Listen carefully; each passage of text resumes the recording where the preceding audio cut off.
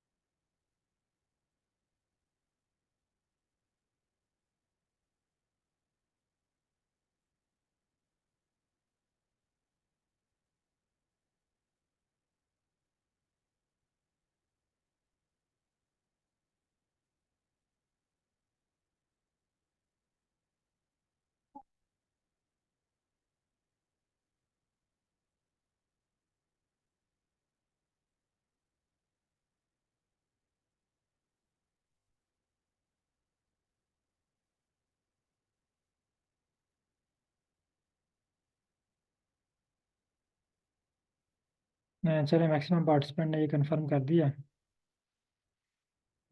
Just मेरे पास एक sir हैं, उनके पास ये इंस्टॉल नहीं है। फ़हीम आलम साहब हैं यहाँ पे। आई थिंक बांग्लादेश से हैं फ़हीम आलम साहब।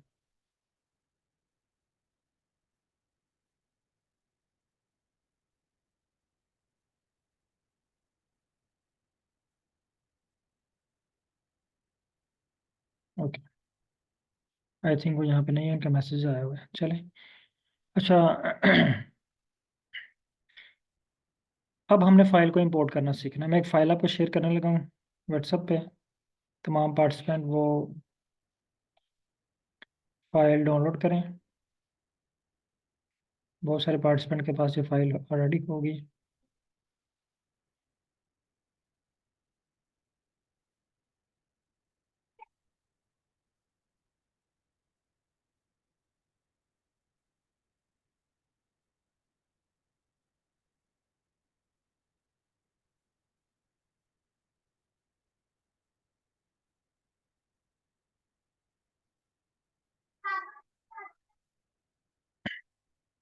अच्छा, व्हाट्सएप पे फ़ाइल शेयर होगी आपको।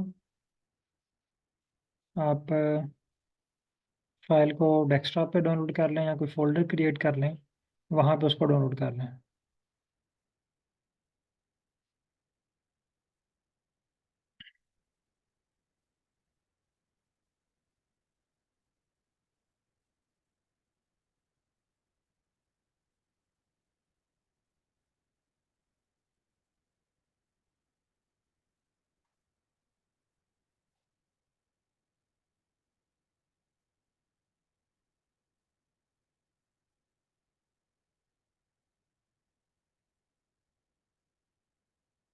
अच्छा, होप कि आप लोगों ने फाइल जो है वो डाउनलोड कर ली है। अच्छा, काइंडली मुझे साथ साथ जो है ना वो बताते भी रहा करें कि ये स्टेप हमने परफॉर्म कर लिया, तो फिर हम जो है वो थोड़ी स्पीड ज़्यादा हो जाएगी, बजाय कि मैं आपसे बार बार पूछूं। आप फाइल इंपोर्ट करके डन या यस कर लिया करें, ताकि मुझे आइडिया हो जाए कि आप लोगों ने ये स्टेप परफॉर्म कर लिया। बहुत शुक्रिया सर। अच्छा, फाइल को इंपोर्ट करने के लिए यहाँ पे पहले कंफर्म कर लें तमाम पार्टिसिपेंट। ये क्लिक करें पैकेजेस पे। यहाँ पे जस्ट आपने कंफर्म कर लेना कि आप लोगों के पास रीड एक्सेल है। रीड एक्सेल, ये देखें रीड एक्सेल चेक करें है, और इसके ऊपर टिक मार्क हुआ हुआ है। ये कंफर्म करें मुझे। रीड एक्सेल, अगर यहाँ पे आप सर्च करें स्क्रीन नंबर 4 पे, आपको यहाँ पे रीड एक्सेल शो हो रहा है। और यहाँ पे रीड एक्सेल शो होने के बाद आपके पास यहाँ पे टिक मार्क शो हो रहा है। अगर आपके पास टिक नहीं शो हो रहा तो आप इसको टिक कर लें। ये देखें, यहाँ पे क्लिक करेंगे तो ये टिक हो जाएगा। ठीक है।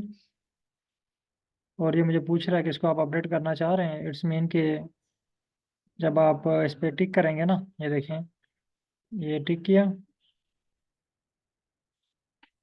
सॉरी ये और पैकेज है कोई, बल्कि लाइब्रेरी ये रीड एक्सेल है। देखिए मैंने इसको टिक अनटिक किया, दोबारा टिक किया, तो ये मुझे कह रहा है जी रीड एक्सेल की अपडेट आई हुई है, आप इसको अपडेट करना चाह रहे हैं। तो अगर आपके पास ये देखें, ये वाला मैसेज आ रहा है स्क्रीन नंबर 2 में, ये वाला मैसेज, जब आप टिक पे जो क्लिक करते हैं, उस पर क्लिक करने के बाद आपके पास यहाँ पे ये देखें कि ये मैसेज शो हो रहा है, library read excel update all some non ASN, yes no. कुछ लोगों के पास यस है, कुछ लोगों के पास नो है, ठीक है। मेरे पास ये शो हो रहा है, इट्स मीन कि मुझे यहाँ पे अपडेट की ज़रूरत है। मैं इसको यहाँ पे लिख देता हूँ एक, ताकि तमाम चीज़ें अपडेट कर दे। इसको रन कर देते हैं। अब जस्ट थोड़ा सा टाइम लेगा ये, और इसको अपडेट कर देगा। अब देखें, जब ये आपको अपडेट करके देता है तो आपके पास यहाँ पे दो साइन शो हो रहे हैं, एक अपडेट का और एक डाउनलोड का। जो रेड साइन है, इट्स मीन कि ये आर हमारा वर्क कर रहा है, फाइल को डाउनलोड कर रहा है और उसके बाद इसको इंस्टॉल करके देगा।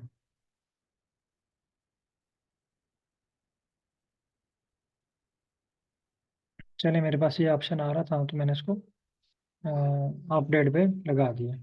अब ये देखें, ये इसने डाउनलोड कर लिया हुआ है, और जस्ट ये थोड़ा सा टाइम और लेगा, इसको अपडेट कर देगा। आप लोगों के पास अगर ये ऑप्शन नहीं आ रहा तो आप ये मेक श्योर कर लें कि आपके पास ये रीड एक्सेल के पास टिक लगी हुई है, टिक मार्क साथ होना चाहिए इसके। ये मैं आपको आज क्लियर करूँगा। आज एक्चुअली थोड़ा सा आपको बेसिक भी क्लियर करवाऊँगा। ये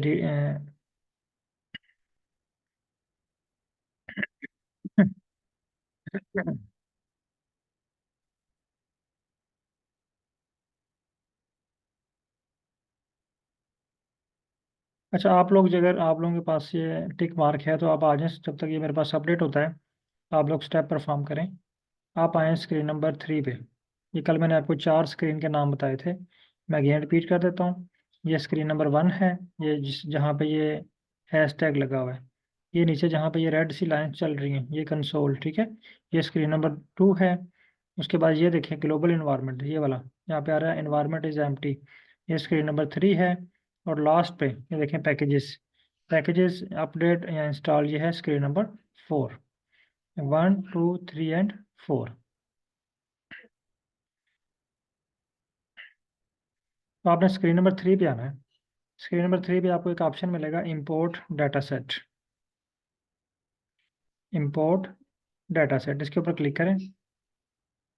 यहाँ पे हमारे पास अभी एक्सेल की फाइल है, फ्रॉम एक्सेल। इसको इंपोर्ट करें, फ्रॉम एक्सेल पे क्लिक करें। अब आपके पास एक और फाइल ओपन हो जाएगी, इस तरह का पेज ओपन होगा। यहाँ पे ये आपसे पूछ रहा है कि आपकी फ़ाइल कहाँ पे पड़ी हुई है। आप ये ब्राउज़ का बटन दबाएं, ये आपको फाइल लोकेशन पे ले जाएगा। ये देखें, यहाँ से फाइकस की फ़ाइल, आप भी इसको सेलेक्ट करें। ये देखें, अब ये आपको प्रीव्यू देगा। प्रीव्यू देने के बाद आपने यहाँ पे इसको इंपोर्ट का बटन है, इसके ऊपर प्रेस कर देना है, ठीक है। इससे पहले यहाँ पे एक और चीज़ मैं आपको क्लियर कर दूँ। यहाँ पे जब आप इंपोर्ट ऑप्शन पे आते हैं तो यहाँ पे फाइल का नाम लिखा हुआ है, ये वाला। उसके बाद शीट डिफ़ॉल्ट। अगर आप एक्सेल की फ़ाइल देखें तो उसमें डिफरेंट शीट्स होती हैं। फॉर एग्जांपल खुद आप शीट जो है वो क्रिएट कर सकते हैं ना। अब फॉर एग्जांपल आपके पास 5 शीट में डाटा सेट है और आप शीट नंबर 3 को इंपोर्ट करना चाह रहे हैं, तो वो शीट यहाँ से आप सेलेक्ट कर सकते हैं, शीट के ऊपर आएंगे। यानी अगर आप रेंज, यानी कोई जस्ट स्पेसिफिक कॉलम्स या स्पेसिफिक जो है वो एरिया सेलेक्ट करना चाह रहे हैं, तो यहाँ पे आप उसकी जो है ना रेंज भी प्रोवाइड कर सकते हैं, ठीक है। एक्सेल की शीट से रेंज सेलेक्ट करके वो यहाँ पे आप उसको प्रोवाइड कर दें कि मुझे ये वाली रेंज चाहिए।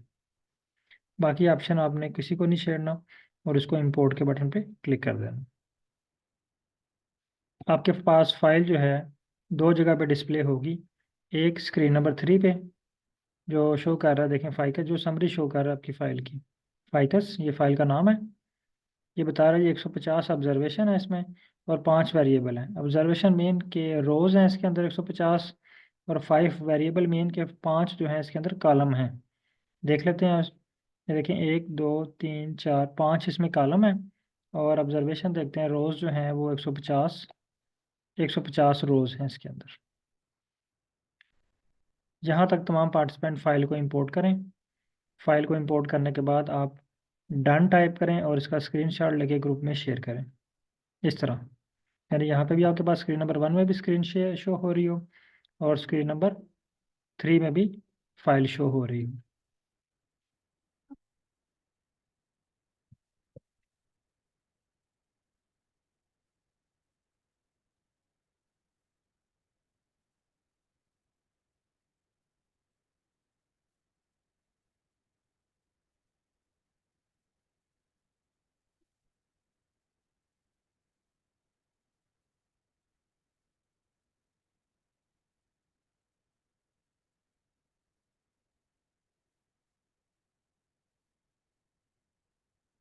सर काइंडली व्हाट्सएप ग्रुप में ये शेयर कीजिएगा।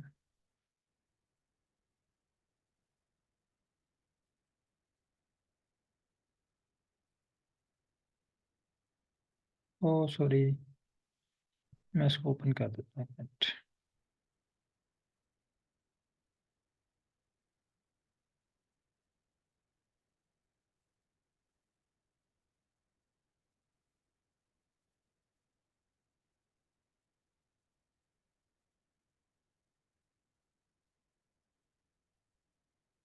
जी अब मैंने लॉक कर दिया आप लोगों को, आप ग्रुप में मैसेज कर सकते हैं।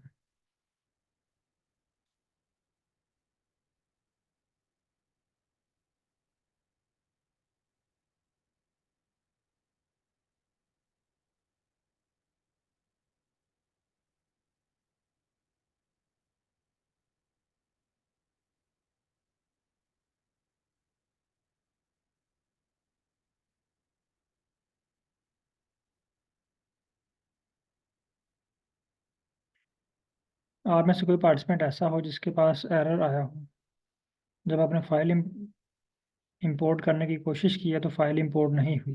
पहले तमाम पार्टिसिपेंट रिप्लाई कीजिएगा। जिनके पास डन हो चुका है ओके, जिनके पास जस्ट एरर आया है वो बताएं, या फाइल इंपोर्ट नहीं हुई।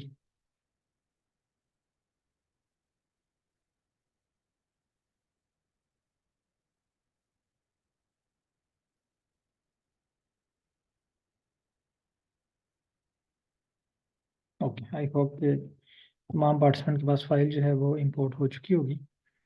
अच्छा, हम यहाँ पे क्या चीज़ें सीखेंगे बेसिक में? बेसिक में हमें 4 चीज़ें सीखनी है इसकी। देखें, आर है क्या? पहले जब स्टार्ट में फर्स्ट डे मैंने आपको थोड़ा सा इसको तारफ़ करवाया था आपको कि आर एक प्रोग्रामिंग लैंग्वेज है। यानी लैंग्वेज है सिंपल, अगर हम इसको प्रोग्रामिंग भी निकाल दें तो हम कहते हैं जी ये एक लैंग्वेज है। लेकिन ये लैंग्वेज इंसानों की नहीं है, ये कंप्यूटर की लैंग्वेज है। तो हम जब कंप्यूटर से बात करते हैं तो इस लैंग्वेज में बात करते हैं। इस लैंग्वेज के ज़्यादातर जो वर्ड्स हैं वो इंग्लिश में हैं और सिंबल्स हैं।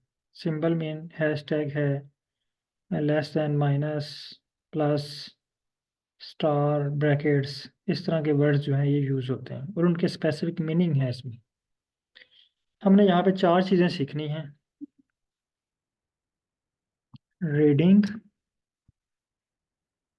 राइटिंग,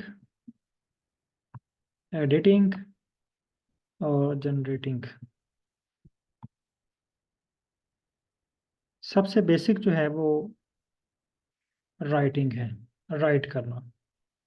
राइट करने के बाद हम आ जाते हैं रीड करने पे। रीड करने के बाद हम आते हैं एडिटिंग पे और एडिटिंग के बाद आते हैं जनरेटिंग पे। अब ये रीडिंग किस चीज़ की हमने करनी है, राइटिंग किस चीज़ की करनी है, एडिटिंग किस चीज़ की करनी है और जनरेटिंग किस चीज़ की करनी है? देखें, जब भी हम कोई लैंग्वेज सीखते हैं तो सबसे पहले हम उसकी वोकेबलरी सीखते हैं, उसकी ग्रामर सीखते हैं। इसी तरह जब हम आर लैंग्वेज सीख रहे हैं तो हमें उसकी कुछ बेसिक बातें हमें पता होना चाहिए। उसके जो अल्फाज मीनिंग हैं, सादा अल्फाज में मैं बात करूँगा, अल्फाज मीनिंग जिसे हम वोकेबलरी कहते हैं, वो हमें याद होने चाहिए, थोड़े से, ज़्यादा नहीं, बस थोड़े से, जो हमें रिक्वायर्ड है हमारे काम के लिए, डाटा एनालिसिस के लिए, या जो हम जस्ट जीनोमिक एनालिसिस कर रहे हैं उसके लिए रिक्वायर्ड है, वो हमें जस्ट याद होने चाहिए। वैसे तो आर जो है एक बहुत बड़ा समुंदर है। यहाँ पे आप देखेंगे केमिस्ट्री वाले भी बैठे हुए हैं, फिजिक्स वाले भी बैठे हुए हैं, यार भी काम कर रहे हैं, बिजनेस वाले भी इस पे काम कर रहे हैं, इकोलॉजिकल मॉडलिंग भी इस पे हो रही है, बायो इन्फॉर्मेटिक्स के डाटा एनालिसिस भी इस पे हो रहे हैं, इकोनॉमिक्स के डाटा एनालिसिस भी इस पे हो रहे हैं, जियोग्राफी के डाटा एनालिसिस पे हो रहे हैं। तो ये बहुत वसी फील्ड है, एक छोटा सा लिमिटेड एरिया नहीं है। लेकिन अगर आप ये बेसिक चीज़ें सीख लेते हैं ना, reading, writing, editing and generating, तो समझें कि आपको गाड़ी ड्राइव करना आ गई आर की। फिर बाकी जो स्पेशलाइजेशन है, अगर आप आर पे जीनोमिक्स सीख रहे हैं तो वो आपको सीखना में मुश्किल नहीं आएगी। अगर आप इकोलॉजिकल मॉडलिंग सीख रहे हैं वो आपको सीखने में मुश्किल नहीं आएगी। आपने जस्ट इसकी बेसिक में reading, writing, editing and generating, इसको गौर से सीखना है। हम इसकी प्रैक्टिस करेंगे डिफरेंट एनालिसिस के ऊपर, लेकिन असल में आपने क्या सीखना है, इसको राइट करना, रीड करना, एडिट करना और जनरेट करना।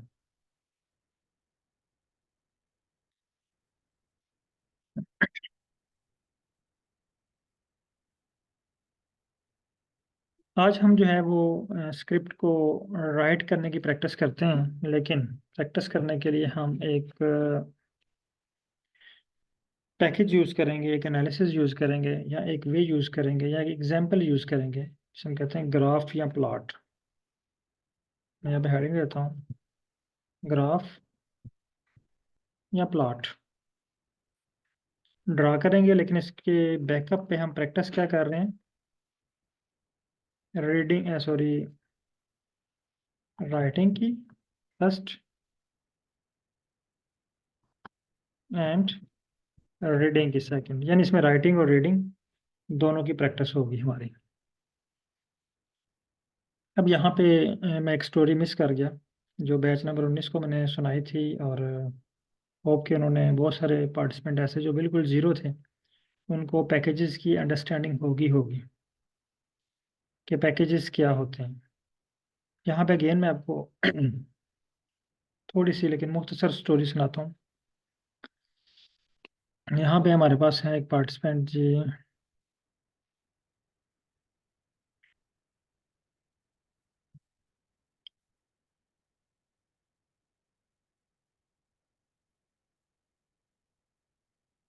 मेरे पास यहाँ पे डॉक्टर नज़ीर साहब ही शो हो रहे हैं, डॉक्टर नज़ीर साहब का नाम आ रहा है, तो इन्हीं को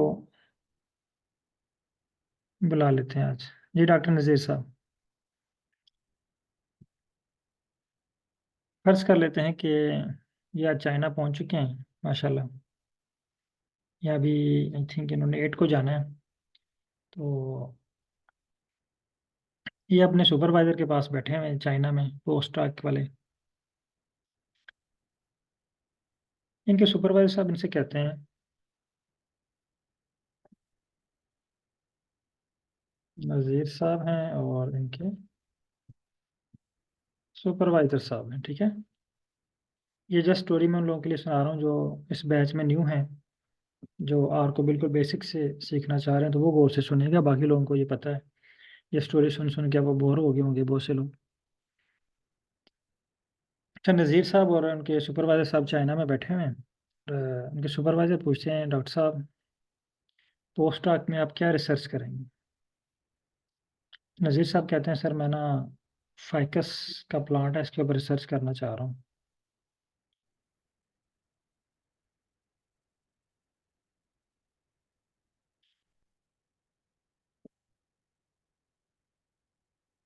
इनके सुपरवाइजर कहते हैं, ठीक है, आप फाइकस पे रिसर्च करना चाह रहे हैं, बिल्कुल ठीक है। आप ऐसा करें, ये एक बीकर पड़ा हुआ है और इस बीकर में कुछ सोल्यूशन है, आप इसकी पीएच फाइंड करके लाएं।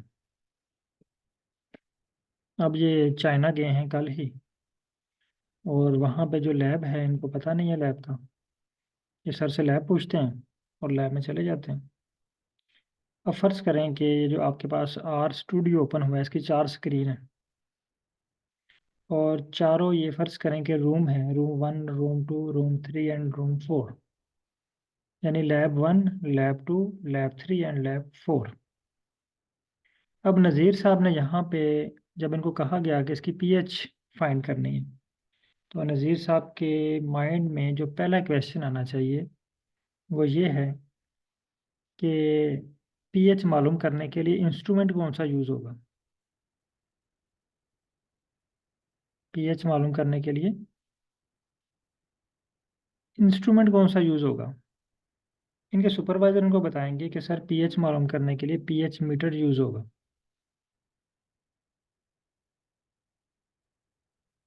अब डॉक्टर नज़ीर साहब लैब में जाते हैं, लैब 1 में, 2 में, 3 में, 4 में। इनको कहीं से ना पीएच मीटर नहीं मिलता। इनको लैब में कहीं भी पीएच मीटर नहीं मिला। ये वापस आते हैं अपने सुपरवाइजर के पास। एक कहानी जो है ना वो गौर से सुनेगा, बहुत ही रिलेटेड है आर के साथ। वापस आते हैं अपने सुपरवाइजर के पास और उनको बताते हैं कि सर मुझे ना पीएच मीटर नहीं मिला। इनके सुपरवाइजर क्या करते हैं, इनको भेजते हैं कि आप ऐसा करें कि लैब नंबर 4 में जो लैब सुपरवाइजर है उसका ऑफिस है, उसके ऑफिस में एक पीसी पड़ा हुआ है। उस पीसी में जाके आप सर्च करें क्या हमारी लैब में पीएच मीटर पड़ा हुआ है। नज़ीर साहब जाते हैं लैब नंबर 4 पे। वहाँ पे जो पीसी पड़ा हुआ है वहाँ पे सर्च करते हैं पीसी में, क्योंकि पीसी के अंदर सारी डिटेल होती है हमारी लैब की। पहले रजिस्टर होते थे, अब आजकल जो है वो पीसी में सारी इंफॉर्मेशन होती है, उन्होंने सेव की होती है कि हमारी लैब के अंदर कौन कौन से इंस्ट्रूमेंट हैं, कौन कौन से केमिकल अवेलेबल हैं। तो नज़ीर साहब वहाँ पे जाके सर्च करते हैं और इनको वहाँ से पीएच मीटर नहीं मिलता। ये वापस आते हैं सुपरवाइज़र के पास और सुपरवाइज़र से कहते हैं कि सर मुझे तो यहाँ पे पीएच मीटर नहीं मिला। इनके सुपरवाइज़र कहते हैं ऐसा करें कि आप जाएं एचओडी साहब के पास। एचओडी साहब को एप्लीकेशन लिखें कि मुझे जो है वो पीएच मीटर चाहिए।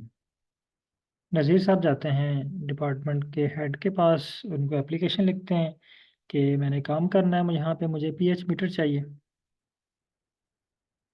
अब दूसरे दिन जब डॉक्टर साहब आते हैं डिपार्टमेंट में ऑफिस में, तो उनके एचओडी साहब जो हैं वो पीएच मीटर मंगवा के उनकी लैब में रखवा देते हैं। ये तो थी स्टोरी एक। अब दूसरी स्टोरी की तरफ आते हैं। अगेन नज़ीर साहब और उनके सुपरवाइजर साहब बैठे हुए हैं लैब में। वो कहानी जो है ना वो आपने भूलनी नहीं अभी, मैंने आपको दोबारा उस स्टोरी पे वापस लेके जाना है। अब दोबारा नज़ीर साहब और उनके सुपरवाइजर साहब बैठे हुए हैं।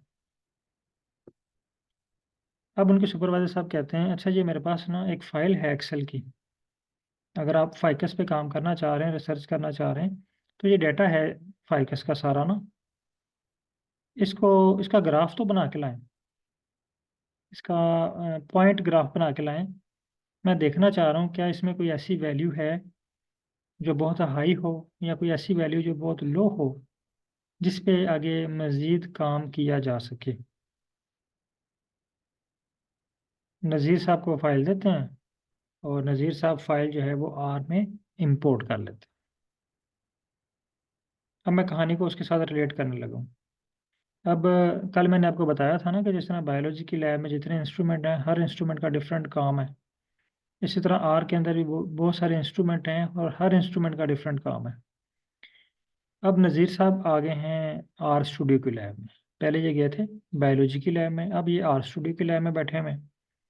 अब जब इनको असाइनमेंट अलॉट हुई, आज सेकंड डे, इनको असाइनमेंट अलॉट हुई कि इन्होंने ग्राफ बनाना है। कौन सा? पॉइंट ग्राफ, ठीक है, पॉइंट प्लॉट।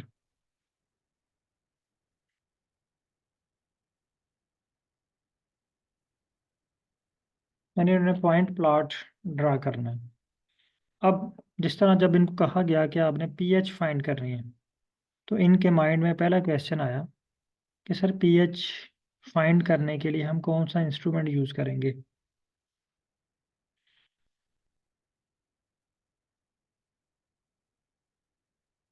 सेम इसी तरह अब यहाँ पे भी जब इनको असाइनमेंट मिली कि पॉइंट प्लॉट ड्रा करें, तो पहला क्वेश्चन जो इनके माइंड में आना चाहिए वो ये है कि सर इसके लिए पैकेज कौन सा यूज़ होगा। अभी मैं पैकेज की बात नहीं करता, अभी मैं जस्ट ये कहता हूँ इंस्ट्रूमेंट कौन सा यूज़ होगा, किस इंस्ट्रूमेंट से हम यहाँ पे ग्राफ बनाएंगे। वो भी सेम हो गया, किस इंस्ट्रूमेंट से हम पीएच मालूम करेंगे, किस इंस्ट्रूमेंट से हम ग्राफ बनाएंगे, सेम क्वेश्चन। वहाँ पे इनके सुपरवाइजर ने इनको रिप्लाई किया कि हम पीएच मीटर यूज़ करेंगे। यहाँ पे इनके सुपरवाइजर इनको रिप्लाई करते हैं, इनका क्वेश्चन है कि कौन सा पैकेज यूज़, कौन सा इंस्ट्रूमेंट यूज़ होगा। तो इनके सुपरवाइजर रिप्लाई करते हैं कि यहाँ पे आपके पास एक पैकेज है जिसका नाम है ggplot2, ये पैकेज यूज़ होगा ग्राफ बनाने के लिए। ये इनके सुपरवाइजर साहब रिप्लाई करते हैं, ठीक है।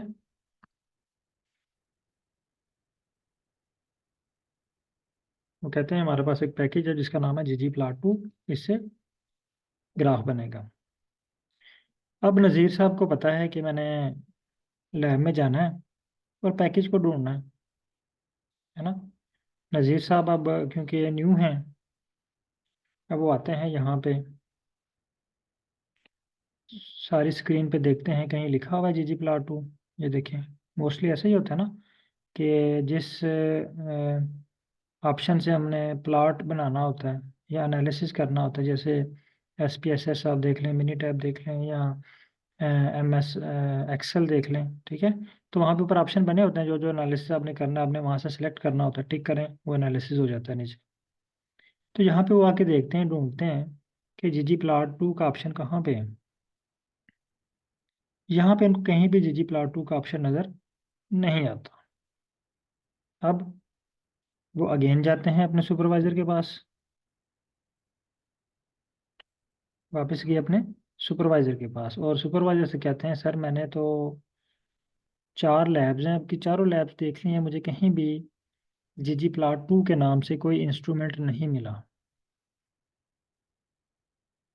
यानी बायो की लैब में हम उनको इंस्ट्रूमेंट कहते हैं, आर की ज़ुबान में हम उसको पैकेजेस बोलते हैं। मुझे तो यहाँ पे कोई पैकेज नहीं मिला जिसका नाम ggplot2 है।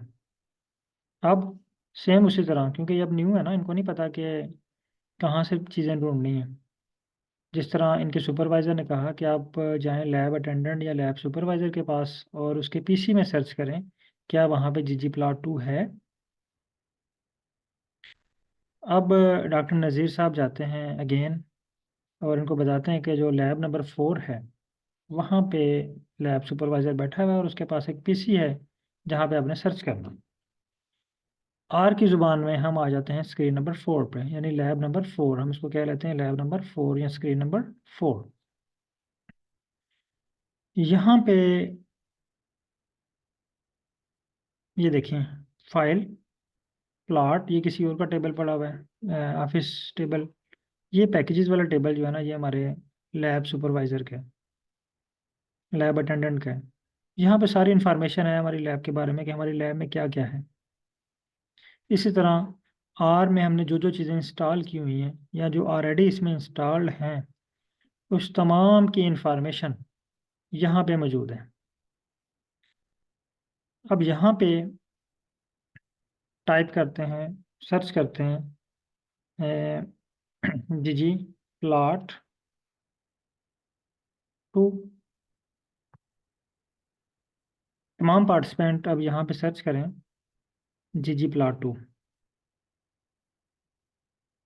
और जिनके पास शो हो रहा है वो यस, और जिनके पास नहीं शो हो रहा वो नो टाइप करें। स्क्रीन नंबर 4 पे आएँ, यहाँ पे एक ऑप्शन है आपके पास पैकेजेस, इस पे क्लिक करें।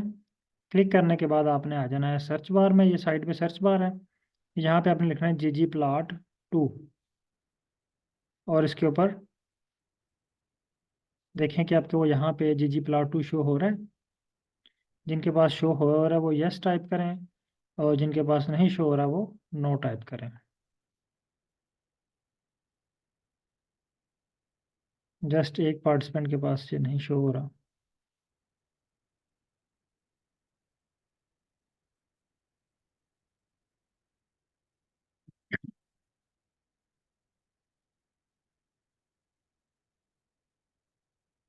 बाकी पार्टिसिपेंट भी काइंडली कंफर्म कीजिएगा।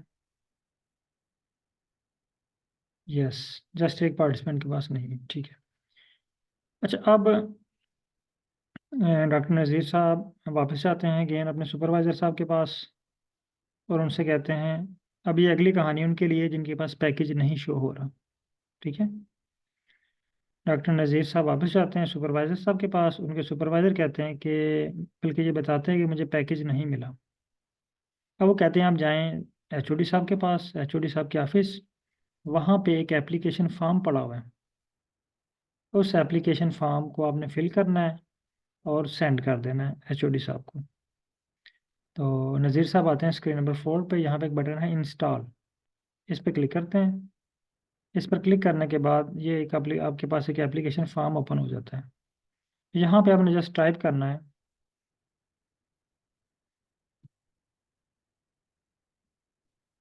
ggplot। एक्चुअली मेरे पास हैंग हो गया।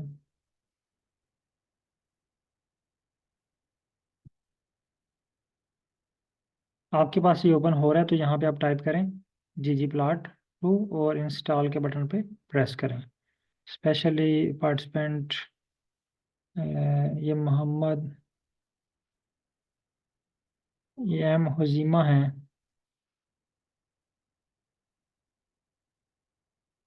काइंडली आप यहाँ पे ये ओपन कीजिएगा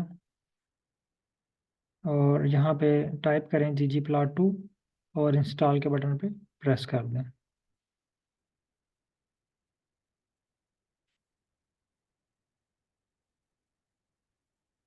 मुझे ये अपडेट करनी है चीज़ें।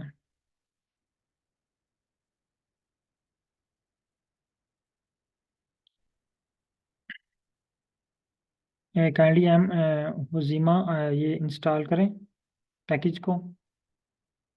पैकेज को इंस्टॉल करने के लिए इंस्टॉल के बटन पर क्लिक करना है और आपके पास एक छोटी सी विंडो ओपन होगी या एप्लीकेशन फॉर्म ओपन होगा। वहाँ पर जस्ट आपने लिखना है ggplot2। ठीक है, और आपके पास पैकेज जो है वो इंस्टॉल हो जाएगा।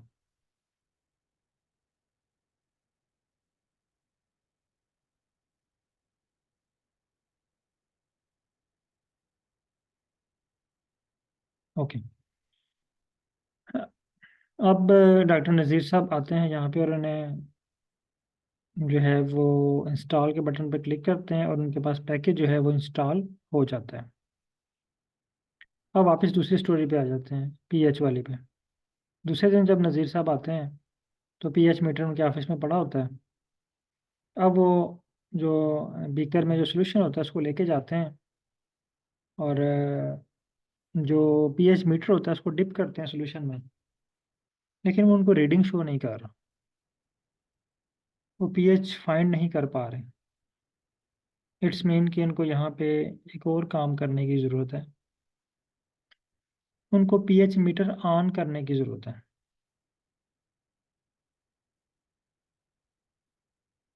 यानी जब वो इंस्ट्रूमेंट उन्होंने लैब में तो आ गया, अब उस इंस्ट्रूमेंट को सप्लाई देनी है, उन्होंने एनर्जी देनी है, बिजली देनी है, क्योंकि आजकल जितने भी इंस्ट्रूमेंट होते हैं वो इलेक्ट्रॉनिक्स होते हैं। अब उसको सप्लाई देने के लिए, उसको ऑन करने के लिए वो उसको कनेक्शन देंगे बिजली का, तो वो पीएच मीटर जो है वो ऑन हो जाएगा। उसके बाद वो उससे पीएच फाइंड कर पाएंगे। सेम इसी तरह इसी मैकेनिज्म पे आर स्टूडियो भी है।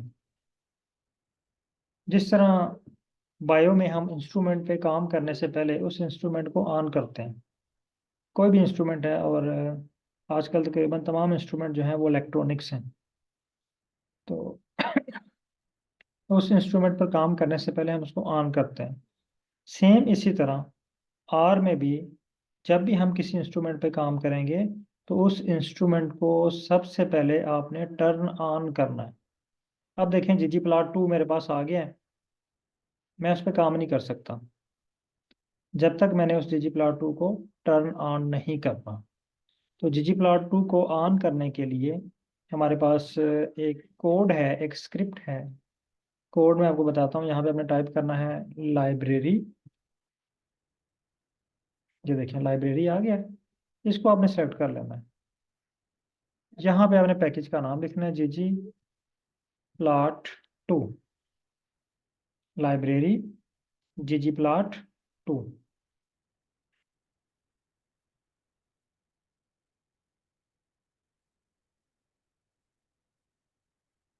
और इसको रन कर देना। रन कैसे करना है, आप इस सारे को सिलेक्ट भी कर सकते हैं। आप जस्ट इसके सेंटर में कहीं भी कर्सर रख सकते हैं, स्टार्ट में रख सकते हैं, आखिर में कर्सर रख सकते हैं, कहीं भी कर्सर रख के आप इसको रन कर सकते हैं। ये ऊपर रन का बटन है, इस पर क्लिक करेंगे तो आपका कोड रन हो जाएगा। अब देखें जैसे कोड ऊपर था सेम उसी तरह टाइप होके नीचे आ गया। इट्स मीन कि हमारा पैकेज जो है ये एक्टिवेट हो गया है, ऑन हो गया है। अब लाइब्रेरी का मतलब क्या है? लाइब्रेरी का मतलब है आर की जुबान में टर्न ऑन या एक्टिवेट। लाइब्रेरी का मतलब क्या है? टर्न ऑन या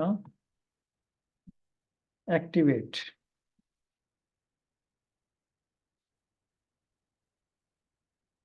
तमाम पार्टिसिपेंट काइंडली जिन्होंने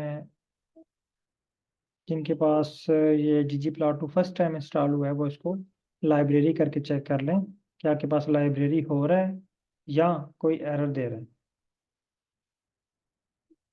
लाइब्रेरी करें और इसको डन करें।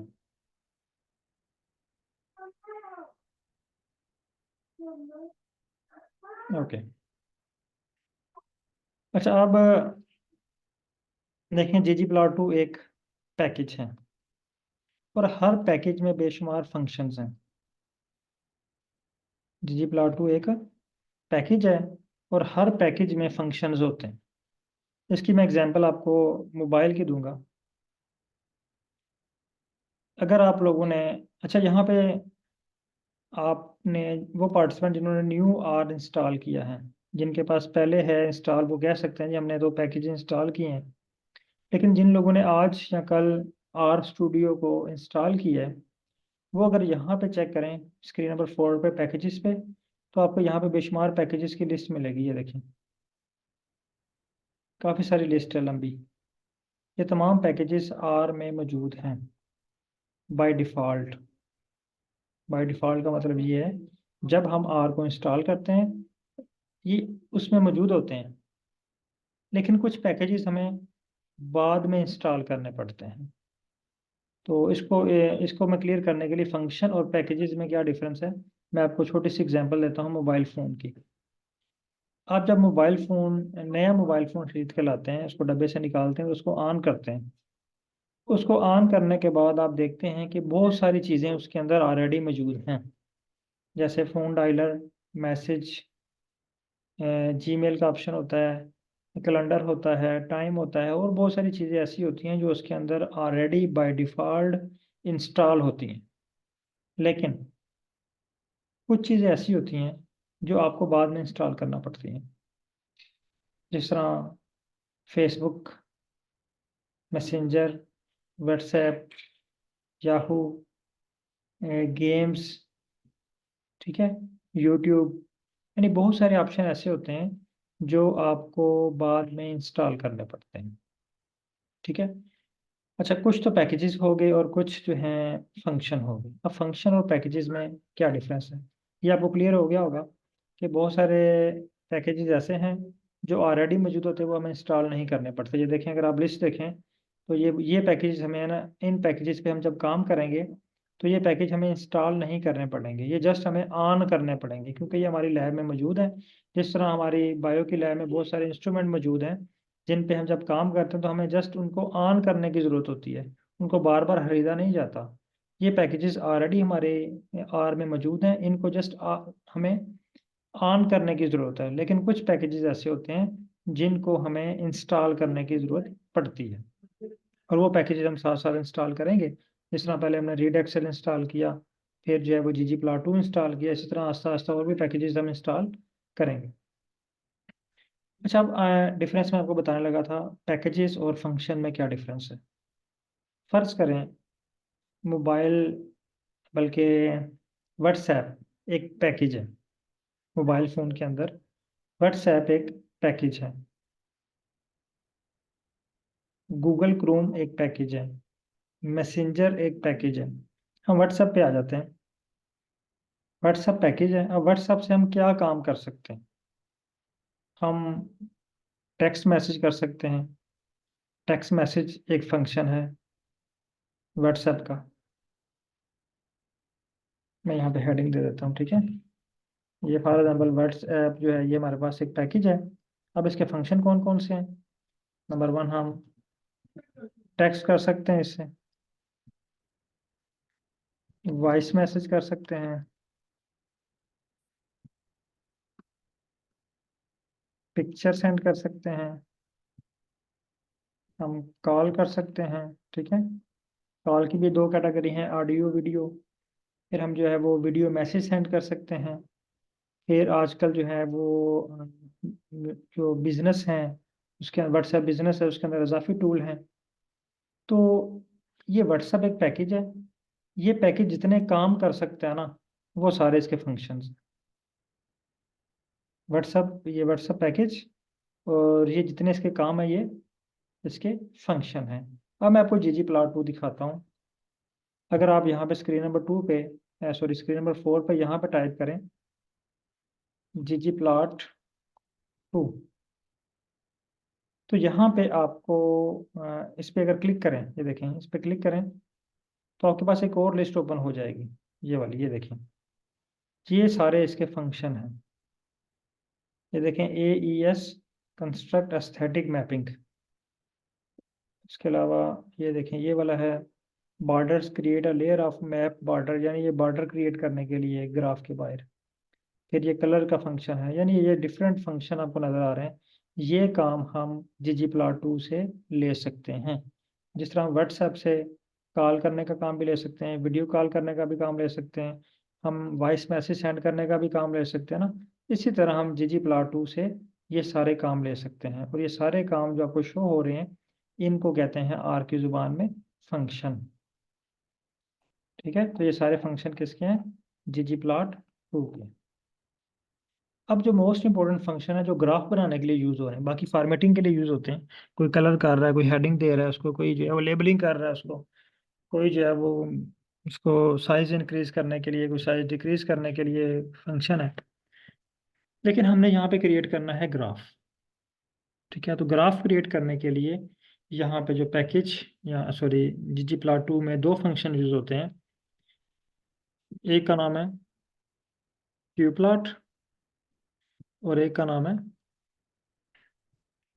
ggplot। देखिए, मैंने यहाँ पे ggplot2 नहीं लिखा, जस्ट ggplot लिखा है, ये फंक्शन है, ये पैकेज है ggplot2। अब ये पैकेज के ये काम हैं। qplot भी, इससे भी हम मैप ग्राफ क्रिएट कर सकते हैं, और ggplot से भी हम ग्राफ क्रिएट कर सकते हैं। तो इन दोनों में फ़र्क क्या है? qplot का मतलब है क्विक प्लॉट, क्यू से क्विक, यानी फ़ौरन उसी वक्त हमें प्लॉट मिल जाए। और ggplot mean grammar of graphics of plot. तो यहाँ पे हम ग्राफिक्स सप्लाई करते हैं, ग्राफिक्स सप्लाई करते हैं। अगर जिस तरह नज़ीर साहब के सुपरवाइजर उनसे कहते हैं कि ये फाइल है, इसका प्लॉट बना के लाएं, मैं जस्ट चेक करना चाह रहा हूँ कि इसमें कोई वैल्यू ऐसी है जिसको हम रिसर्च के पर्पज़ के लिए यूज़ कर सकते हैं, तो फिर हमने क्या करना है, क्यू प्लॉट यूज़ करना है। ये फ़ौरन से कुछ ही मिनटों में प्लॉट ड्रा कर लेंगे।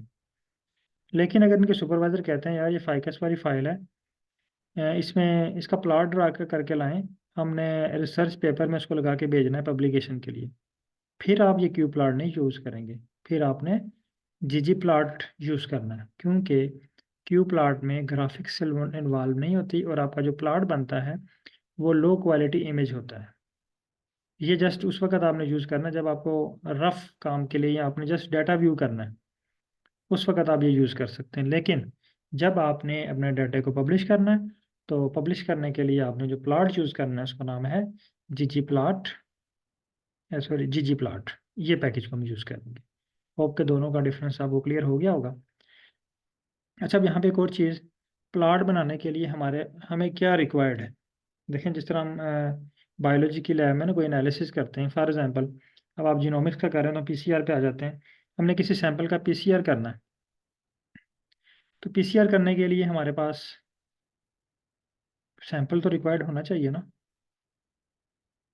डीएनए का सैंपल जिसका हमने पीसीआर करना है। फिर एंजाइम्स भी हमारे पास होने चाहिए, एसएसआर भी होने चाहिए, मार्कर भी होने चाहिए, प्राइमर भी होने चाहिए, है ना। तो वो चीज़ें रिक्वायर्ड होती हैं उस एनालिसिस को परफॉर्म करने के लिए। इसी तरह प्लॉट ड्रा करने के लिए हमारे पास तीन चीज़ों का होना ज़रूरी है। नंबर वन,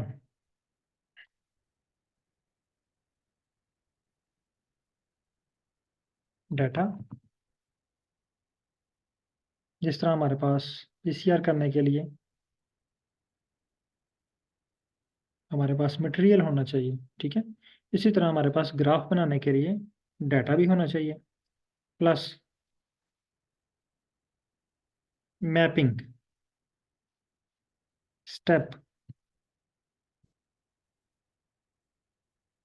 यानी जिस तरह हमने पीसीआर करना है तो हमें पता होना चाहिए कि हमने जो है प्राइमर कब यूज़ करने हैं, डीएनए एक्सट्रैक्शन के दौरान कौन कौन से स्टेप, यहाँ पे आप स्टेप कर लें, ठीक है। Mapping mean step. और एंड पे है जियोमेट्री, यानी उसकी आउटर शेप कैसी होगी। तो जब हम पीसीआर कर लेंगे तो हमारे पास जो रिजल्ट आएंगे उसके हम बैंड्स देखेंगे, उसकी शेप से हम देखते हैं कि ये हमारे पास रिजल्ट्स ठीक आए हैं नहीं ठीक आए, हमारा जो है वो डीएनए वो एसएसआर वर्क कर रहा है या नहीं कर रहा। तो सारी चीज़ें हम उसकी आफ्टर लुक से देखते हैं, आउटर जो है रिजल्ट होते हैं या जेल जो होती है उससे देखते हैं ना। तो यहाँ पे जियोमेट्री का मीनिंग ग्राफ की ज़ुबान में कुछ और है। अब मैं आपको इसकी ज़ुबान में समझाता हूँ। डाटा सेट हमारे पास ये हो गया फाइकस वाली फाइल, ये ठीक है। अगर ये मैं डाटा सेट आपको ओपन करके दिखाऊँ ना, जब भी आप ग्राफ ड्रा करते हैं तो उसके दो एक्सिस होते हैं, एक को हम बोलते हैं एक्स एक्सिस और एक को बोलते हैं वाई एक्सिस।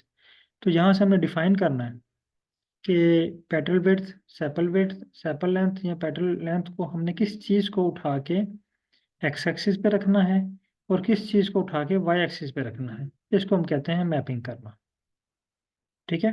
थर्ड है ज्योमेट्री। ज्योमेट्री का मतलब होता है आउटर शेप।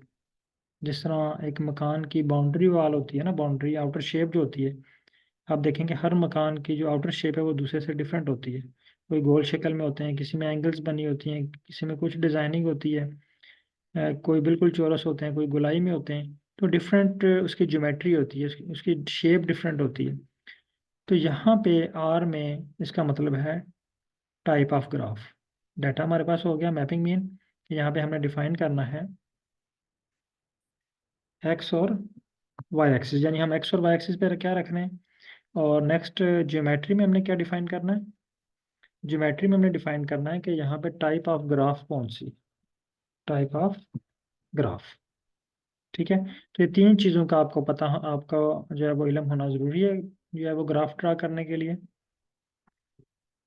अब चलते हैं हम ग्राफ की तरफ। आज हम बेसिक प्लॉट जो है वो क्यू प्लॉट को यूज़ करके प्लॉट ड्रा करते हैं। आज हम जो है वो प्रैक्टिस कर रहे हैं रीडिंग और राइटिंग की ठीक है। तो स्क्रिप्ट को राइट कैसे करते हैं, सबसे पहले जो फंक्शन हमने यूज़ करना होता है ना, उस फंक्शन का नाम लिखते हैं। अब हम यूज़ कर रहे हैं क्यू प्लॉट, तो मैं यहाँ पे लिखता हूँ क्यू प्लॉट, ठीक है। क्यू प्लॉट लिखने के बाद अब आपने यहाँ पे डालनी है ब्रैकेट,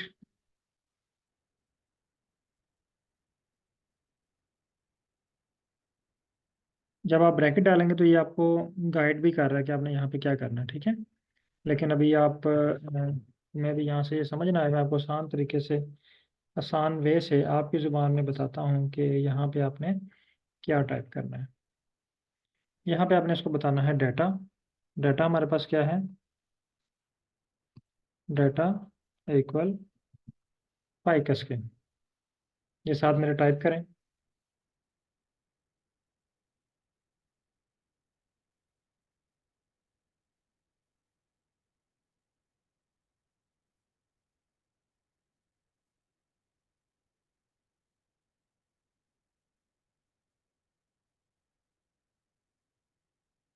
यहाँ तक टाइप कर लिए, यहाँ तक टाइप करके डन करें, स्पेशली जो न्यू पार्टिसिपेंट हैं।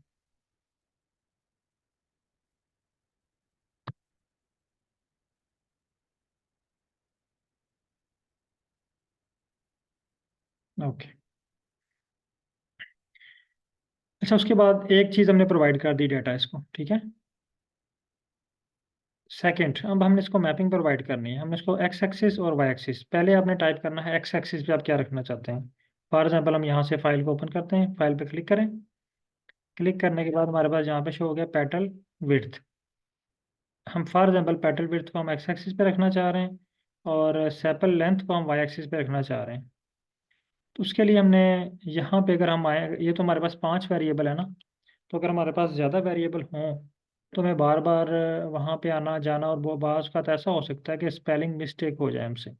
और एक बात याद रखिएगा, आर जो है ये केस सेंसिटिव भी है और स्पेलिंग सेंसिटिव भी है। केस सेंसिटिव मीन कि ये अपर और लोअर केस लेटर को आइडेंटिफाई कर लेता है। अगर फाइकस आपने स्मॉल लेटर में लिखा हुआ है ना, FIC, और यहाँ पे अगर आप F कैपिटल लिखेंगे तो ये आइडेंटिफाई कर लेगा। ये मैं आपको करके दिखाता हूँ।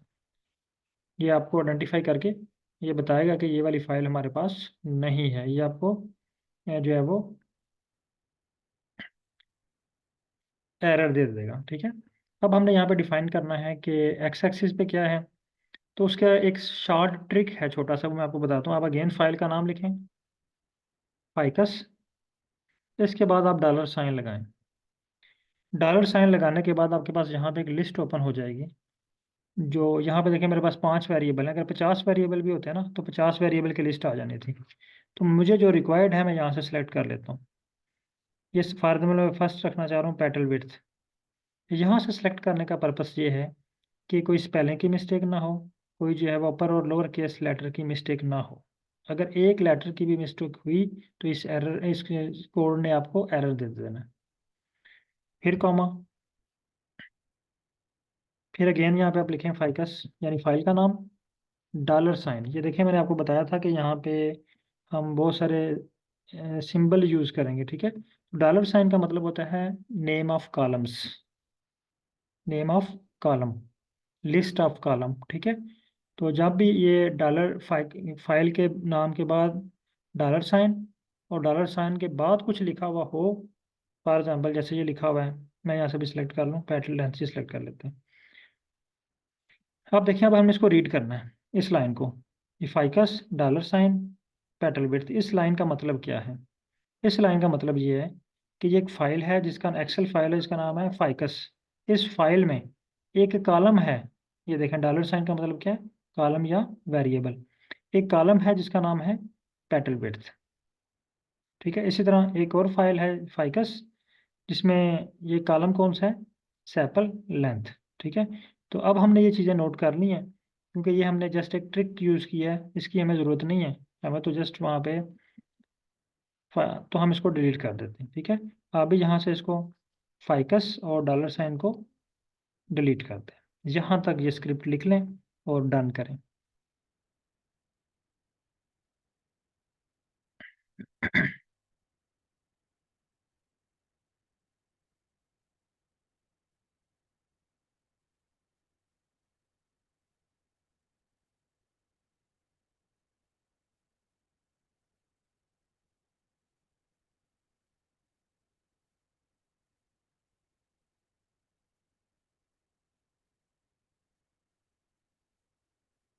अच्छा, उसके बाद ये स्क्रिप्ट कंप्लीट, इसके बाद आपने देना है इसको ज्योमेट्री।